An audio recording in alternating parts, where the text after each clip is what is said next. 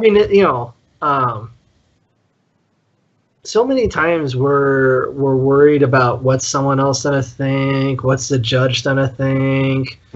Oh, this isn't gonna be good enough or something like that. And really, I mean, fuck it. I mean, what's the point? There's no point in being like worried about it. Just go for it. Just do it. Try something new. If it fails horribly, if it doesn't work, still you at least learn a lesson. You learn, okay, I can't use this technique to get this result. That's what that was the goal, right? I mean, at that point, you can turn it over to a judge, and the judge may look at it and be like, this is so freaking awesome. This is like the coolest thing I've ever seen. Or they may look at it and be like, I really just don't like wood elves, or I don't really like, dragons or something like that. And, there's nothing you can do about it. There's absolutely nothing you can do whatsoever. Mm-hmm. And so there's no point in having that concern, I think. Mm-hmm. Are we back on Twitch?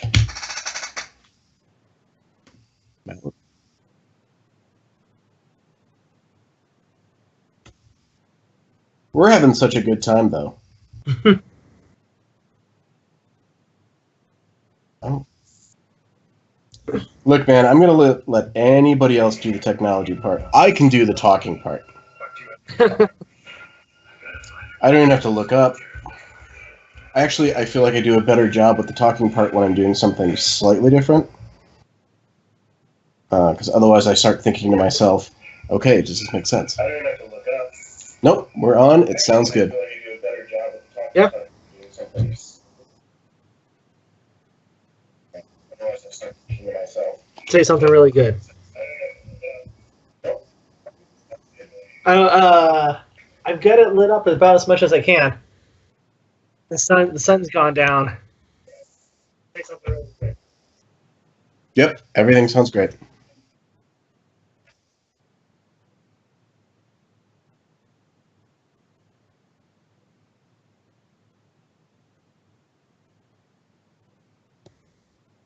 No, I'm not holding on. We're going to keep this going.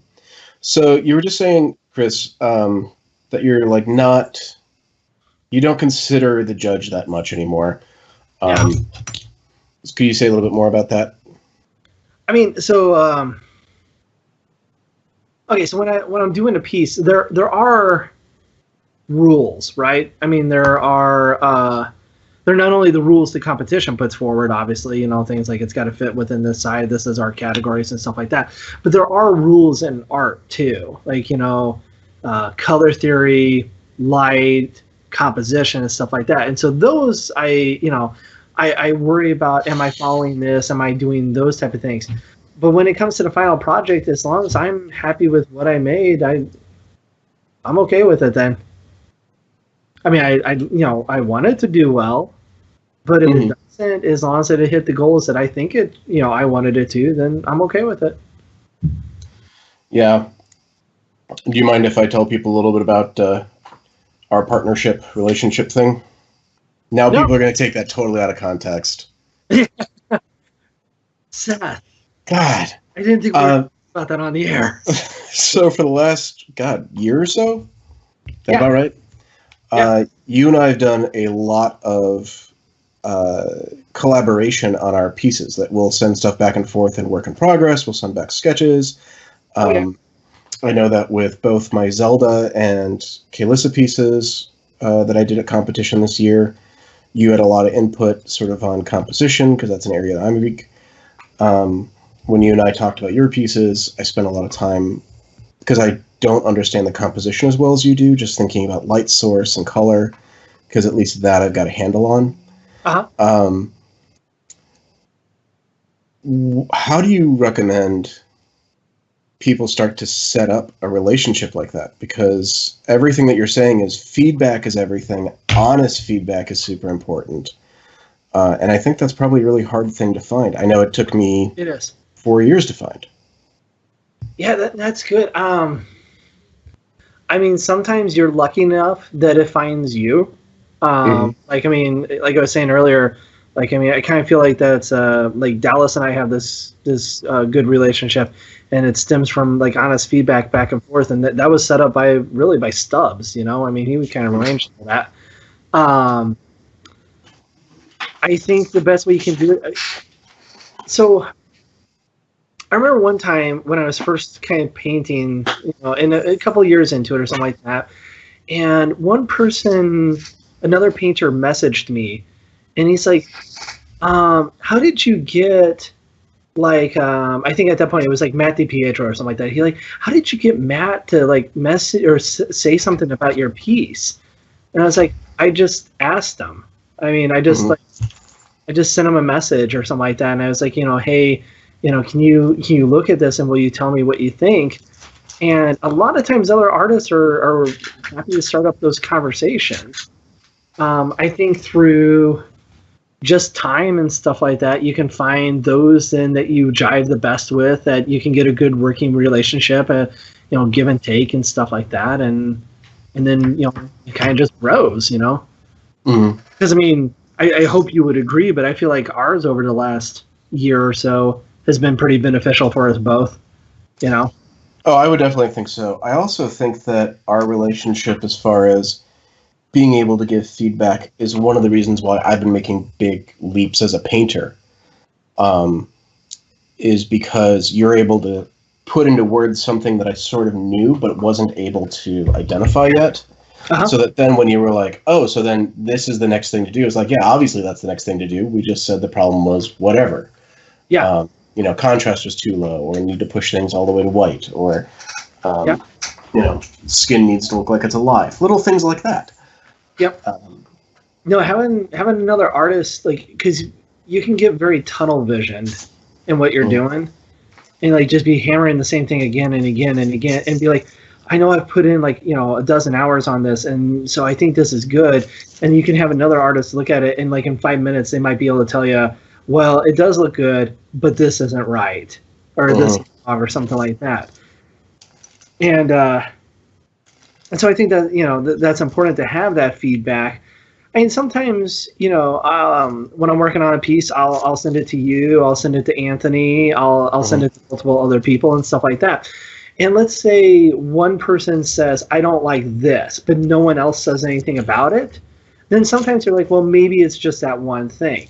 But if I send it out to like, say, 5 or 6 other artists, and 5 or 6 other artists all say, I don't like whatever, then that's a problem. And you will look at it and address it. I like that that's a system, too, that you're talking to multiple people.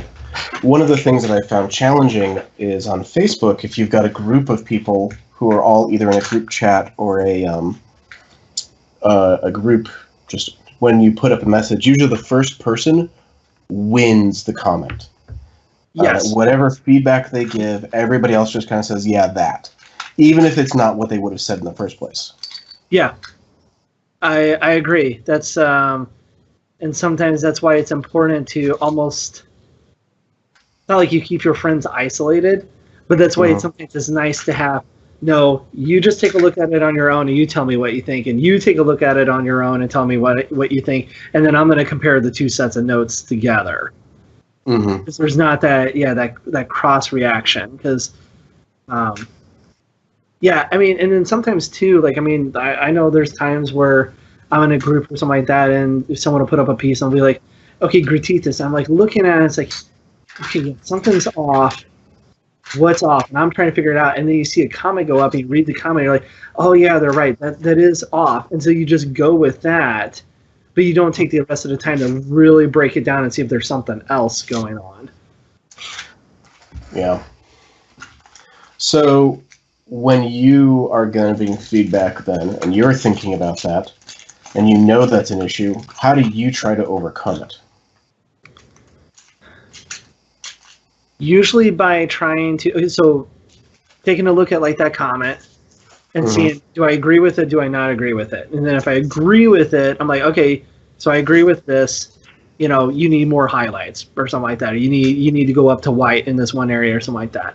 I'm like, okay, that's fine then.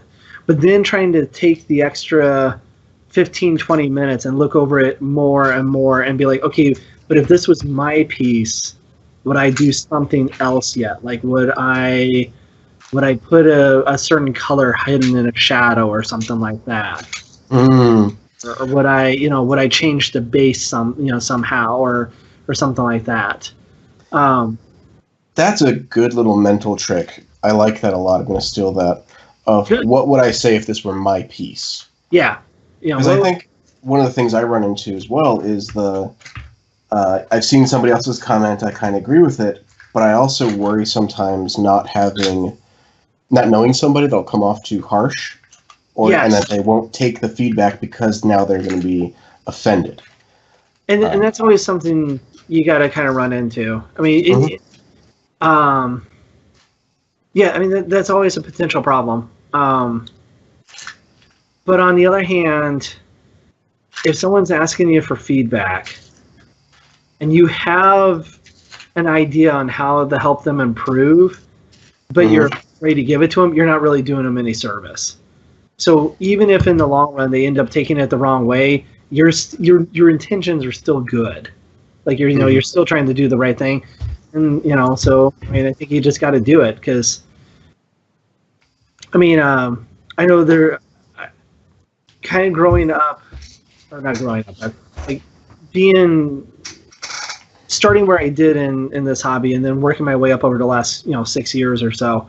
I mean, there are other artists that had more experience at the same time when I started. Like they were already ahead of me, They already knew other techniques and stuff like that. Yet we're now at a point I'm like, I feel like maybe I have a better knowledge than they do, and perhaps I can do things that they want to do now. And usually the biggest problem is that they were not willing to listen. Like they were, someone would offer them critique, and their response would be, well, I think you're wrong. And so, I mean, I think the critique is important. I think you got to be willing to listen and understand that. I mean, every once in a while, maybe there is someone that's giving you bad critique, and maybe they are just being a jerk. But most of the other artists are not doing that. The vast majority of them are trying to give you advice to make it better, to help you achieve what you want. Yes, sir. Yeah, sure.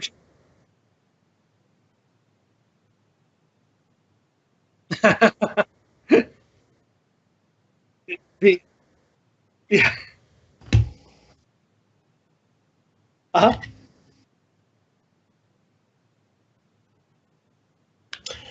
I got it. So Crimson asked a really good question. We definitely want to take advantage of this because he is still in the chat room despite all of our technical issues.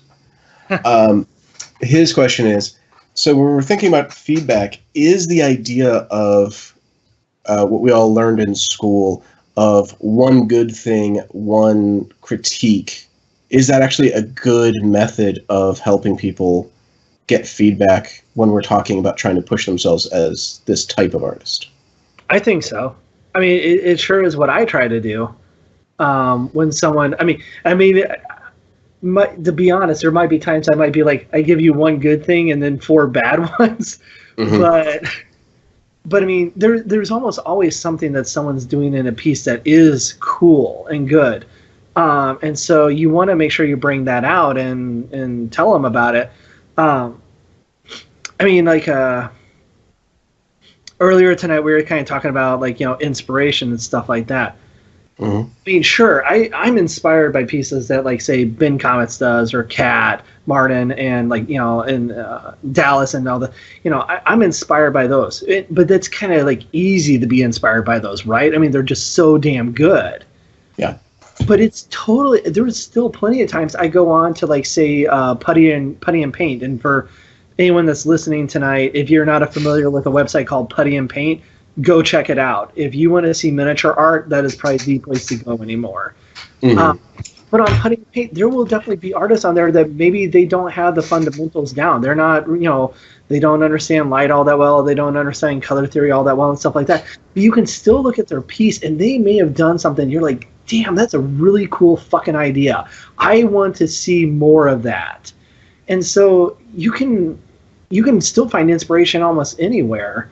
And so, I mean, when people are asking for feedback, yeah, you can usually look at a piece and be like, yeah, I like this I like this like circle model you painted up. I do like the way you use like, kind of this red auburn hair with like the green armor, but your definition lines, if your black lining is like non-existent, like you really need to break these pieces up and you need to do this and you should do that, but there's almost always something good that can be found in anything. So yeah, I agree with him. I would think that even when you're giving critique, you should be able to pull out one good thing or a couple of good things, but you shouldn't just rest on that. If they want to know more, you should tell them, but these are some of the things I think you could do better on. Mm-hmm.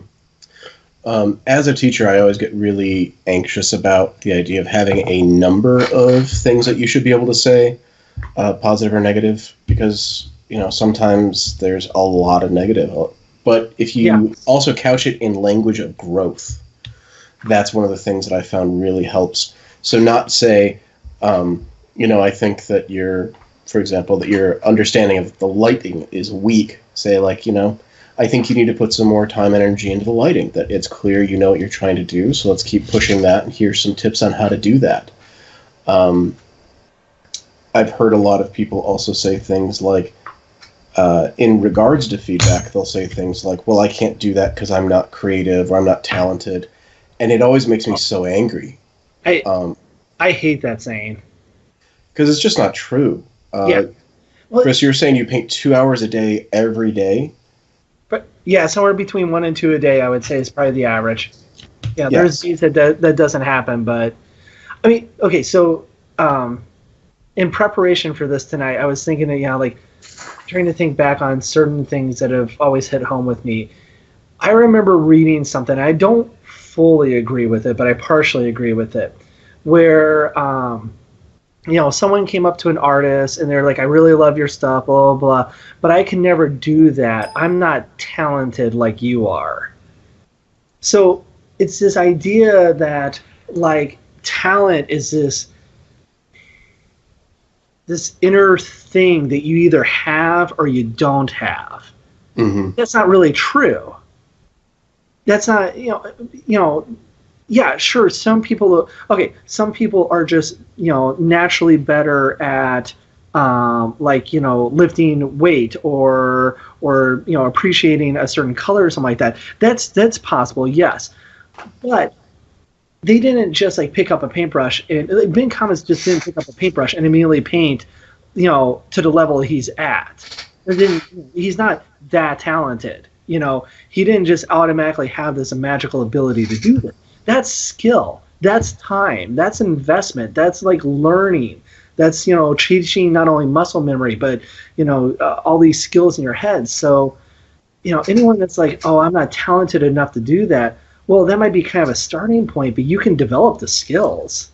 Mm-hmm. You can, it's just really about putting in the time. Yeah. So I'm going to test real quick, see if Crimson 1919 can hear me, because I had to change another setting because of changes. So this will be a test. If you can hear me, Crimson, let me know. If not, Seth.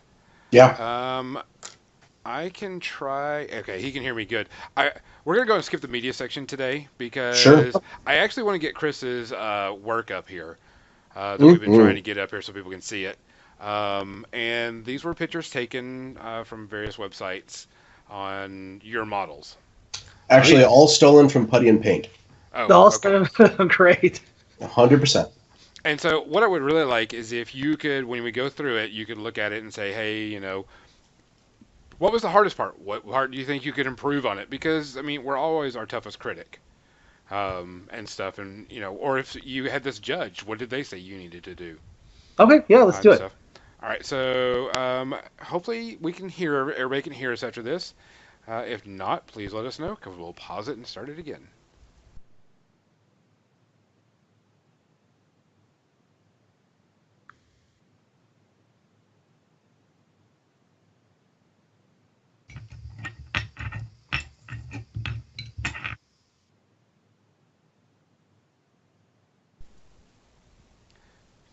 Crimson, can you hear us?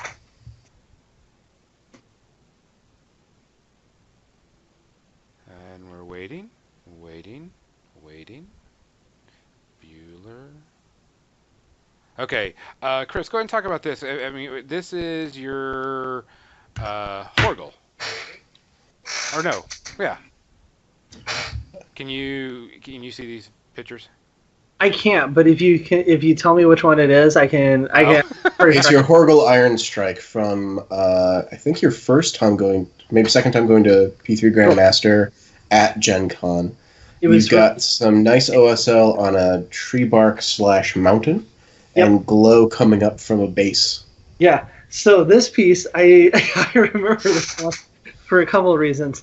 One, because that was actually the time that we were moving, and so we were actually staying at my parents' house, and so I was literally painting that while sitting on the floor with crappy light. What I remember about that, I remember taking that one. I think that was one of the first times I got a gold, a gold in a P3 competition. So that was like a huge accomplishment to finally break through to that map. What they would, what they kind of refer to as like the master level. Like, okay, you've got the basics down, and stuff like that. Let's see here. From what I remember, the judges liked the idea of the OSL. Part of the problem of it was that if you look at like kind of the top of the tree bark or of like the rock there and like top of Horgel, those are highlighted pretty well. They probably should have all been a lot darker. It would have made the OSL pop more. It would have given a much more dramatic effect. And also too, from what I remember, on that one too, that's when I was still trying to paint models to a very high quality and yet use them in gaming. So he is, even though he's on a plinth, he's still actually on a gaming base, so you can take him off. And they were okay with that, but it was really kind of more like either pick one or the other. That's okay. Let's see. Next one. Go and talk about this one, Seth. I'm waiting for it to load. Oh, are you watching it on Twitch? Yeah. Okay. Because in the Skype call we just see your gonzo. Yeah. Sir, we have up for you How to Train Your Dragon. Okay, so this is. So you talked a little bit about how it was created and how you came to it, but I'm not sure how much of it came through. So could you give us again like just a 2-minute rundown? Okay, so go back almost 1 year. Right after Gen Con last year, I had been fortunate enough to win Best Large Beast or Best Large Model, Huge Base Model at P3 with Glacier King. And I'd actually just gotten an Artisy pin from Ron Cruzy, which made me feel all types of good. And so I was like, all right, it's time to go do Crystal Brush. I'm going to go for Crystal Brush this year. I probably didn't get my ass kicked, but I'm going to go for it anyway, just because I want to have that experience. So I had originally come up with this idea that I think it's Heroes and Villains Miniatures has this girl called Morgana Le Fay, and that's the girl in the piece, the one that's pointing and everything. I was like, I feel like it's just a gorgeous model. I'm gonna paint up Morgana Le Fay, and I'm gonna paint her to look kind of like druidy, and there's gonna be trees around her and stuff like that. And at the same point, I was like, I want a big old monster. I had hoped at that point that Nocturna was going to have their dragon out in time, but their Kickstarter fell through. And so I was looking for a backup. So I picked Gorfang from Carol Rudick art. And I was going to paint up this big old swamp monster. And then as Seth knows, because this is about the time he and I started becoming pretty good friends, I started studying for my pediatric boards. So everything just came to a grinding halt. There was if I wasn't working or spending some limited time with the wife and kids, it was studying. It was just studying again and again and again and again. And so my only escape was to sometimes sit at the desk, at the art desk, like late at night, and for like 20, 30 minutes, like pick up the models and kind of look at them and think about what I wanted to do with them.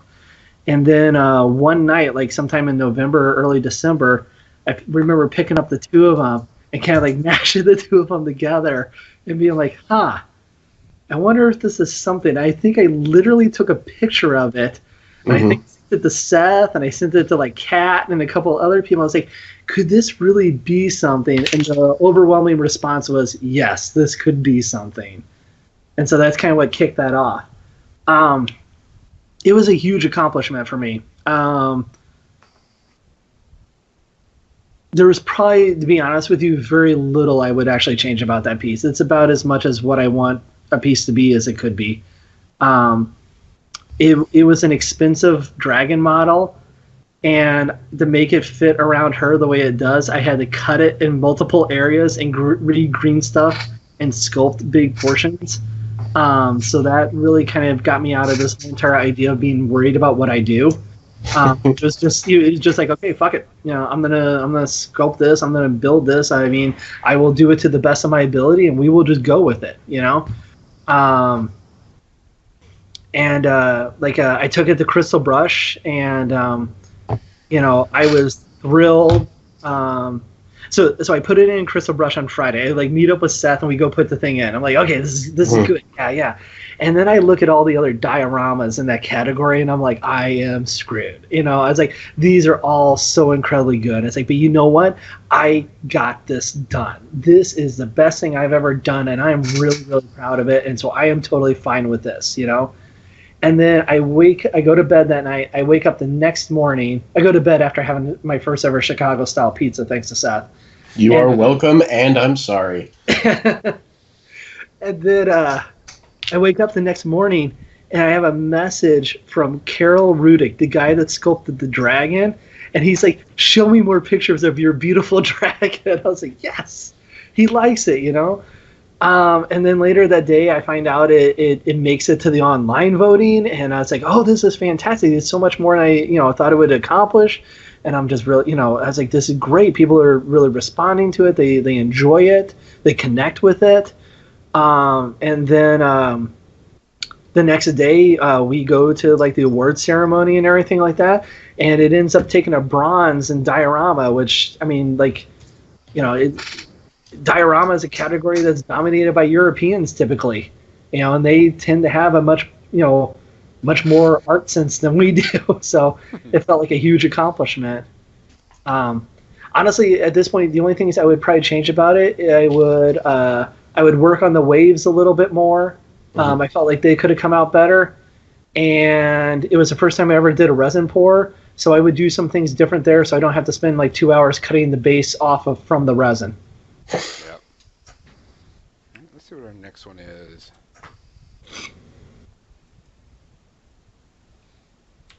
Come on, load up.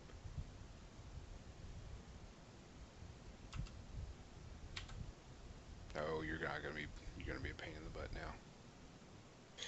So we've only got about 15 minutes left, and we've had an awesome conversation. Chris, are you okay going a little late tonight? We can a little bit, like maybe 10 minutes or so. Yeah. Is that okay? Okay. Yeah. Guns, are you okay going a little late? Yeah, no problem. You had given me a bunch of different pictures of the dragon, so I'm just kind of letting them go through different close-ups, different angles, and stuff. Just letting that go through, and like a picture of its back. Yeah. And again, anybody who wants to go see these on Putty and Paint, they are all there. They're super inspirational. Here's your Nemo one that we were talking about, the different colors. Okay, yeah. So Nemo, the good and the bad. After chopping up the dragon, I felt free. I don't care anymore. I'm like, you know what? I can modify things. I'm going to make it the vision I want. I don't feel constrained. The Nemo bust, the one by Privateer, is very, very cool. It is very, very cool. But those goddamn arm pads are just a pain.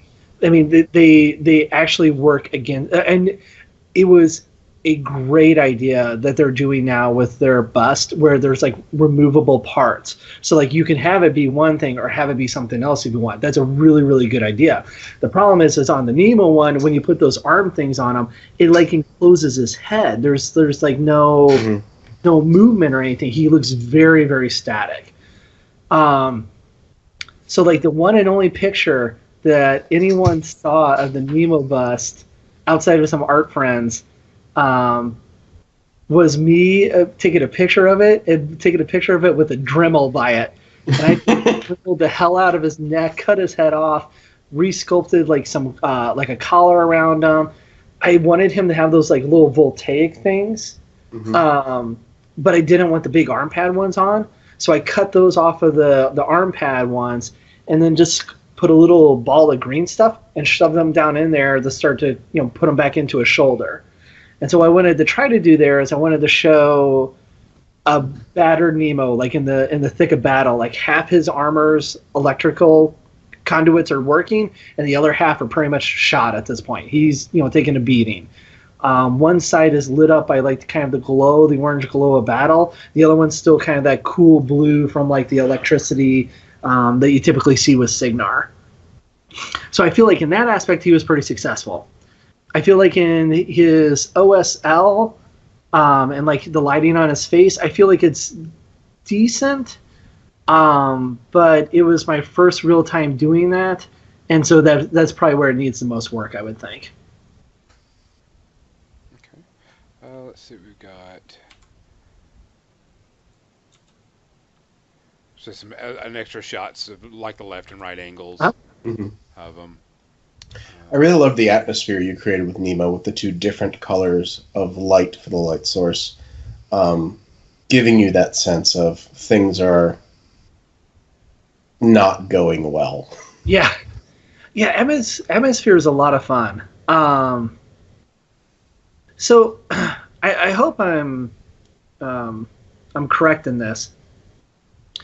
But if there are people out there that are listening tonight, I would like to do more artistry type painting and miniatures. I'd like to do more competition type painting than that. There are definitely like certain miniature artists you should check out. Just people that are inspirational in the world.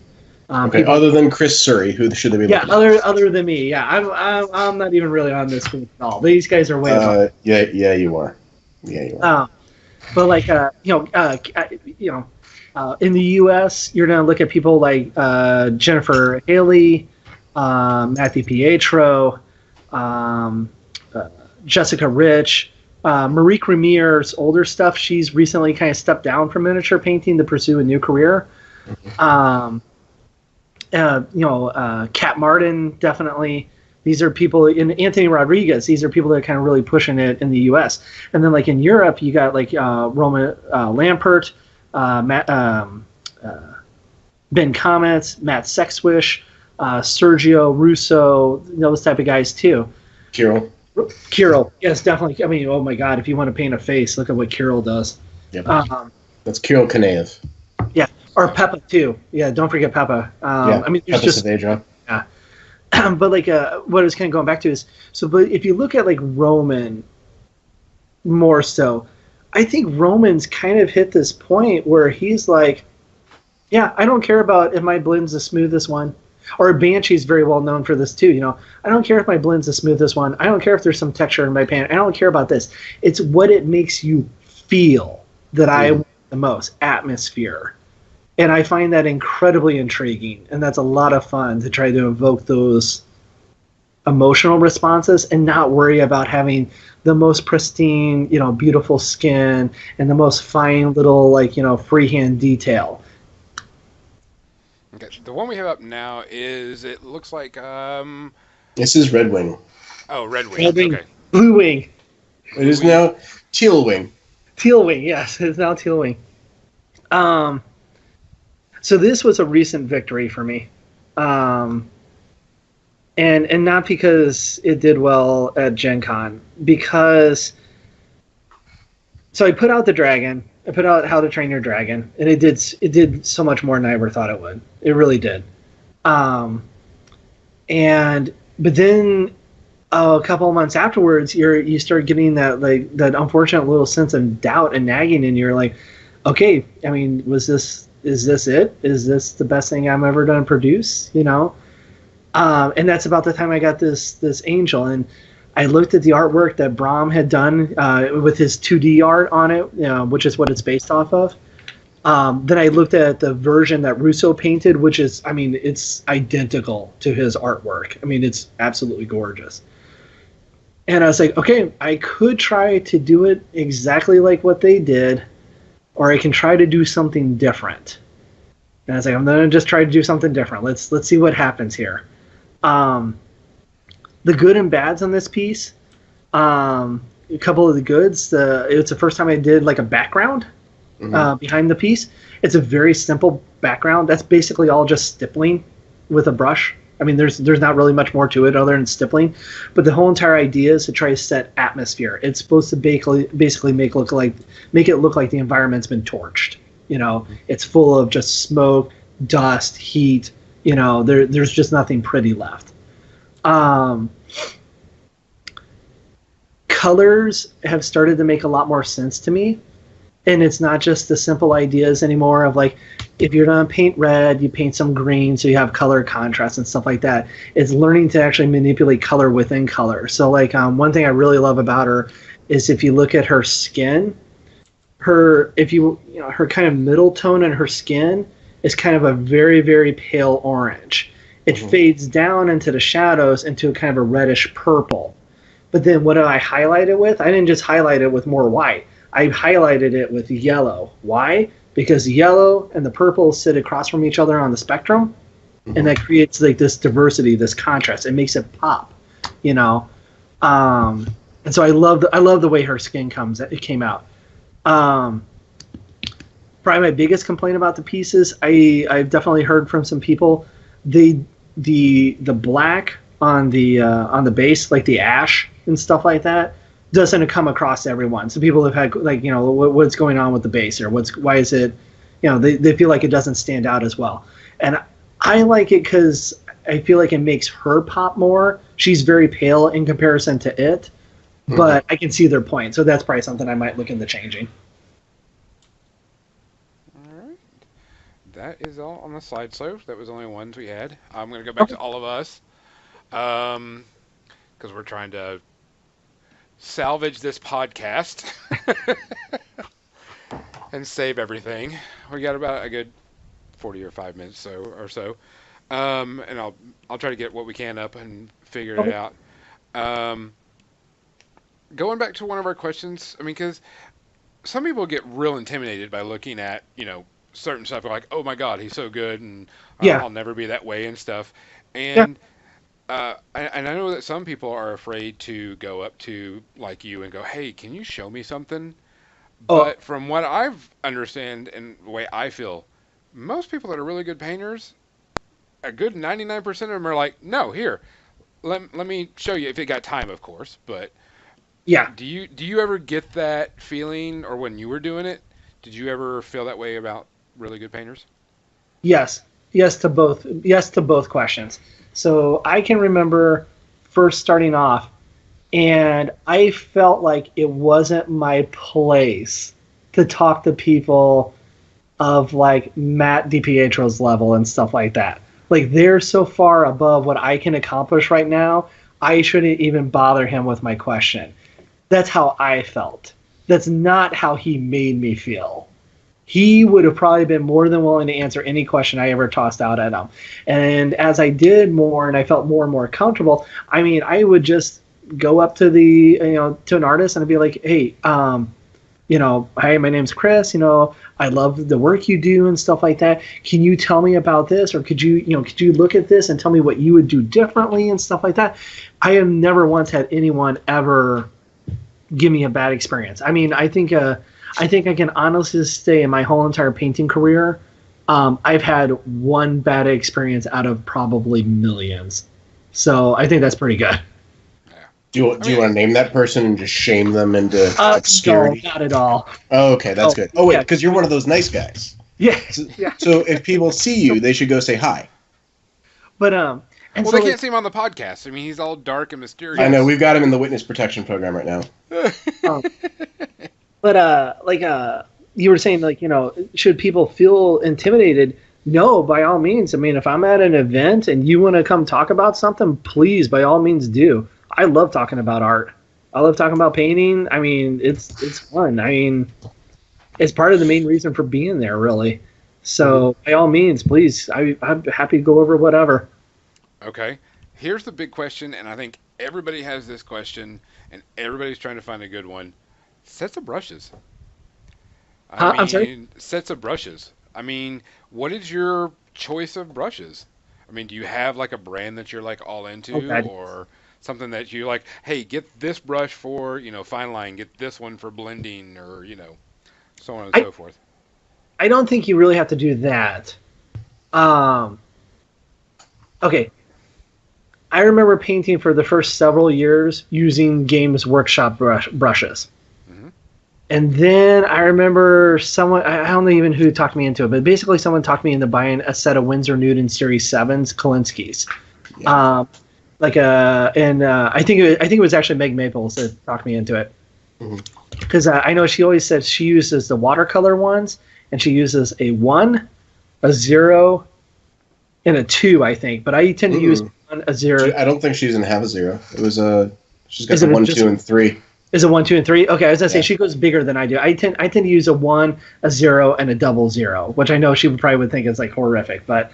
Um, but the first time I got those and used those, it was like the heavens parted and the light shined down. I mean, they are phenomenal. They keep such a fine point for such a long time. It is a drastic improvement. People get worried because they're like, well, they're like $20 brushes. Yeah, I mean, they are. They're like 20, 25, maybe even $30 to get one of them. But you invest $60, maybe 70, 80 in a set of 3 of those brushes, and you use a little bit of brush soap with them, and they can stay good for easily 6 months to a year. I mean, so you will get the use out of them, and they are so much better. You're handicapping yourself if you're using like Games Workshop brushes or even really like privateer brushes. I mean, I love the privateer paints and stuff like that, but they're the Winsor Newtons are definitely a better brush. Okay. I don't know. I think that was because I mean those are like the questions I know that people are like, what brushes do you use? Because Yeah. what paints do you use? Blah blah blah, and you know those type of things. 'Cause there's a lot of people that are like, well, no, I go by these brushes only, and it's like, why? And they're like, well, just because they're good. And I'm like, well, tell me why they're good. No, they're good because they keep that fine point. They're good because when they take abuse, they don't like fray out. Like they don't you don't have little hair splitting off everywhere. They still keep that very fine, nice little point. That's why they're good. Okay. They're well worth the money. Well worth it. Because I mean, you always hear people say Winsor Newton Series 7s, get those, Yeah, get those, get those, and everybody's like, well, that's like a crap ton of money. I'm yeah. afraid to use it. Don't be. Why? It's just a brush. Yeah. It's Well, I the mean, same- it's because it's money. Yeah, but I mean, really, honestly. So, what's the worst thing that happens? I mean, you use it, and for some reason, it only lasts a couple months, and then craps out on you, something like that. I mean, it's money, but it's probably less money than any number of other things we do. So, Mhm. Crimson 1919 has a question that are there sure. really any bad paints? And he puts quotes around bad, and Seth is asking what do you mean by bad. But are there any paints that you recommend staying away from? Like he's saying he uses Reaper GWP3, and he feels that all different brands of acrylic paints are good. But is there anything that you should probably stay away from Um, besides testers? yeah, tester. Um, okay, so this is kind of interesting. Um, One of the best parts of Adepticon was I took a color theory class with Wrath, and he basically whipped out a box of paints. I want to say there's like roughly 20 paints in there. There were P3s, there were Vallejos, there were some Reapers. These were like his 20. He's like, these are my favorites because they have these, various different hidden colors or qualities in them. And then he whipped out 3 big bottles of golden acrylic. These are the things you find at like Michael's. Mm-hmm. They're heavy pigment and stuff like that. And he's like, and I use these to manipulate all my colors, and stuff like that. One of the fun things of that Angel piece he had up earlier Mm-hmm. is when I first started that piece, the only colors I put on the palette were cyan, magenta, yellow, black, white, I put in some turquoise ink, and I put on a pale flush color from 75. Those 7 colors did all of that. Mm-hmm. And you can. So his question, like, is there really like a bad paint? No. I mean, you should try all different brands. They all have wonderful characteristics. It's about learning what those characteristics are and how to manipulate them, though. That can be beneficial. Like they always say P3s are really good for two brush blending. They are. I mean, that's what they're really good at and stuff like that. When it comes to like metallics, if I'm doing like a true metal metallic, for the most part I use the P3s, but Vallejo Air has some certain metals in there that for your highlights are absolutely gorgeous. I mean, like is that their one silver one? You got their stuff? This is the Metal Color Airbrush. This is burnt iron. I've been using it and mixing it with my P3s to do my initial base coats. And it gives me the best, smoothest, solid base coat for a steel color I've ever seen. Yeah, this stuff is phenomenal. Yeah, the Vallejo Air metals, it's like mercury that you're pouring out of a bottle. It is the smoothest metals. I mean, they're phenomenal.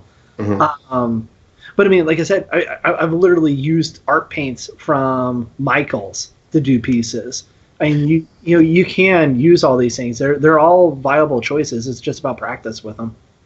Okay, so can I ask a modification of that question?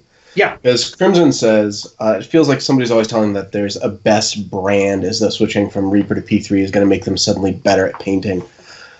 Are there certain brands that are better at certain techniques, that they lend themselves more to one thing or another?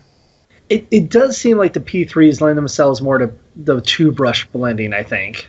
Mm-hmm. Like they seem, and not to mention too, I don't know all the specifics of like Vallejo and Reapers and stuff like that as well, but I do know like P3, if you're a brush licker, it's fine. Like it's not gonna poison you slowly over time. Mm-hmm. That's from a doctor. Yeah, that's what I've seen Dallas drink paint water, so. And that's before he worked for the company. There's my next question, about paint, because I'm a brush licker. I don't lick a lot of paint, but which paints taste really good and which paints taste like ass? The Model Air ones taste like ass. I mean, for a split second, and then your tongue starts tingling and goes numb. It's because it's got mixed into the medium is both alcohol and something else through the airbrush. It's definitely tingly. It's definitely tingly. Yeah. The P3s all taste fine. Yeah. Yeah, we've been debating, which P3s taste the best, and some people are saying red tastes the best, and I'm like, I don't pay attention to it. I mean, I'm usually rinsing my brush off, and then I'm licking it to make sure it points straight, or to help blend, or do whatever I'm trying to do. That's what Dallas should do next. He should add flavor to certain paints. I suggested that, and he said just put it in the paint water. Just put it in paint water. Yeah. Now we're going back to the brushes. I wanted to go back to this real quick. Care of brushes, because I think a lot of people don't understand that. Okay, I'm just going to rinse it off and then set it to the side, and of course, using $20 paintbrushes, I want to take care of it. How should we take care of our paintbrushes? Oh, it's pretty simple, really. So, I mean, in between uses, you wash them out with water. Don't leave them sit in the water because it makes the end of the brush curl. Mm-hmm. So you want to take them out and just lay them off to the side. When you're dipping paint, just dip like the end of the brush in there. Don't dip like the whole entire brush in there because you don't want to go up into the metal part, because that's what makes like the bristles kind of stand out. And then I usually about once a week, once every other week, I basically dip the brush in some water, rub it over the brush soap, kind of get it all nice and sudsy, rinse it off, and that's pretty much it. I have a friend of mine that he does his. He's got three cups, and he rinses heavy, and then kind of does like a rinsing cycle with his in between. So he's got one where he dips it in and it's really heavy paint, and then he goes to the next one, rinses it off a little bit more, and then goes to another one, rinses it off a little bit more. Yep. Because see, I've never used soap for my brushes or brush cleaner. Uh-huh. Mostly it's just vigorous water.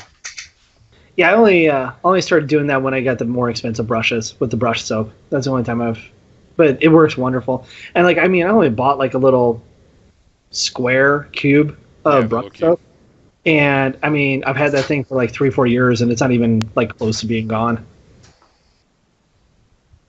Okay. Yeah, because I have one. I've just never used it because I bought I got a set of the Game Gears or whatever. Uh-huh. Set, and I like the way they feel and everything. I like that you can close them up and change them. And I had that soap, and I was like, I've never used that. But I don't paint, and I'm not y'all's type of level. I'm more like I just need something to look decent on the table, and I'm done. So, does anybody else have any other questions? Oh, I've got one.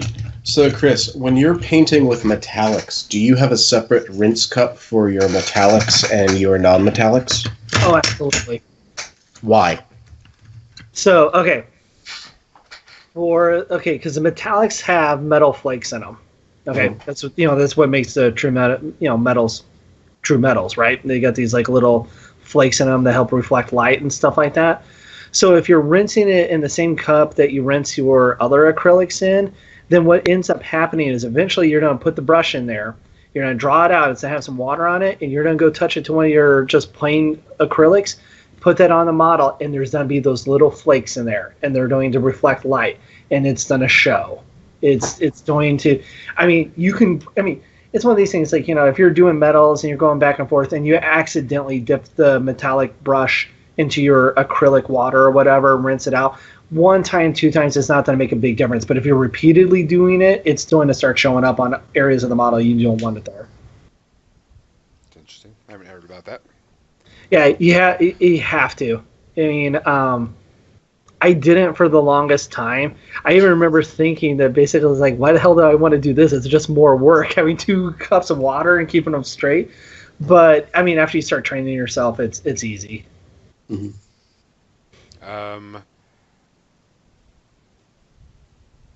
The eating of paint. Everybody's always, we made a joke at the game store that everybody eats paint when they paint brushes and stuff. People are like, that's just disgusting and gross.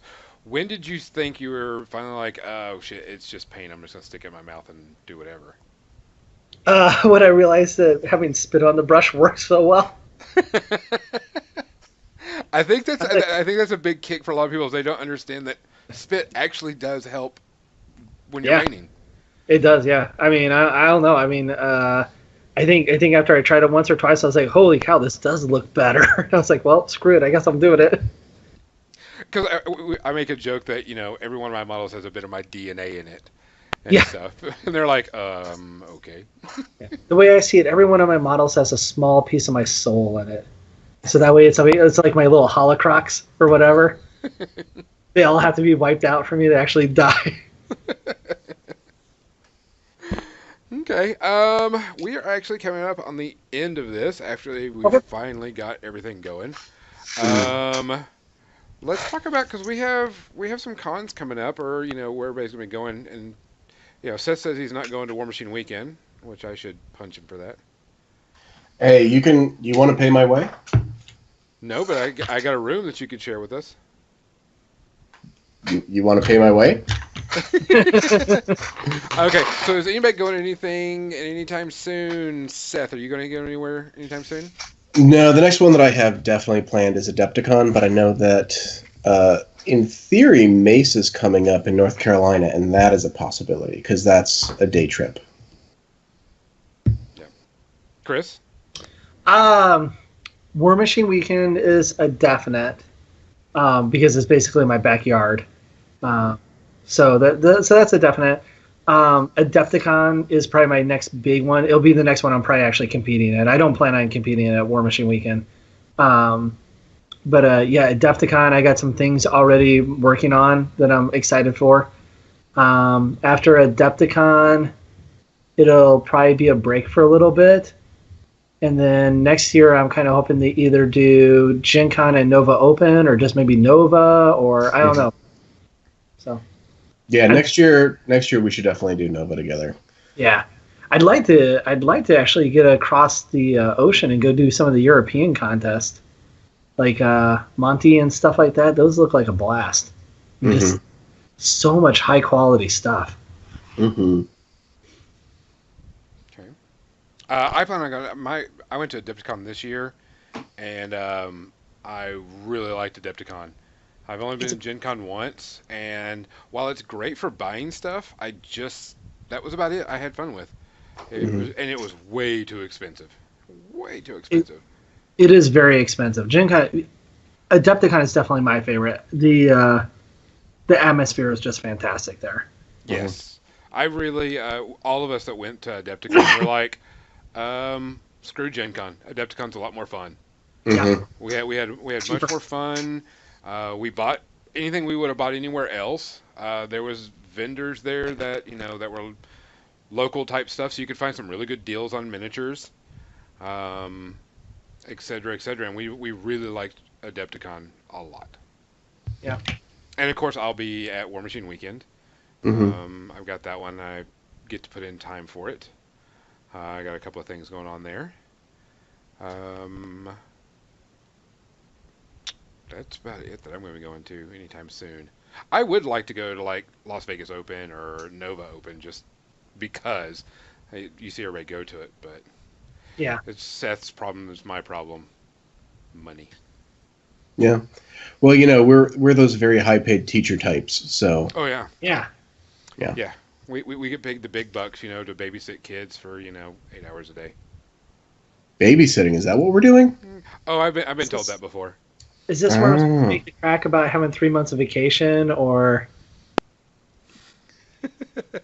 Yeah, we get 3 months of vacation, which really isn't 3 months of vacation because we didn't have to do all the training. Doc, I just want to remind you that you said that in between patients you spend time painting. So how many months of vacation do you take in an average year just based on your paint time? I mean, like none.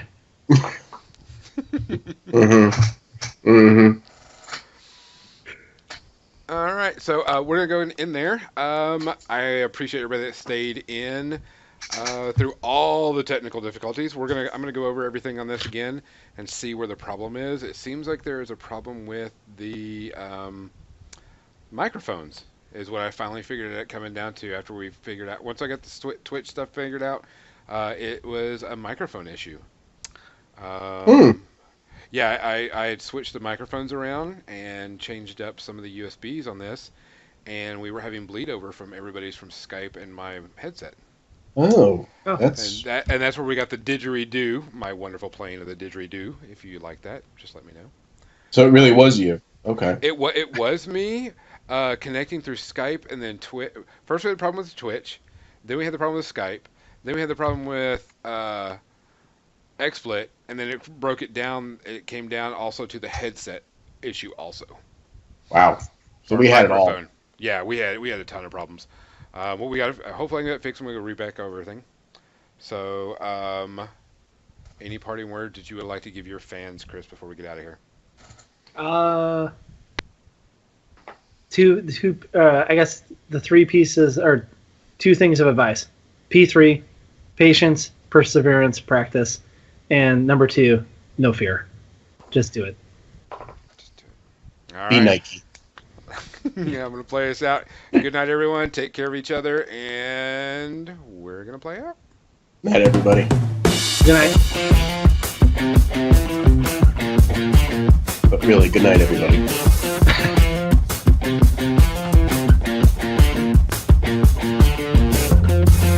Everybody.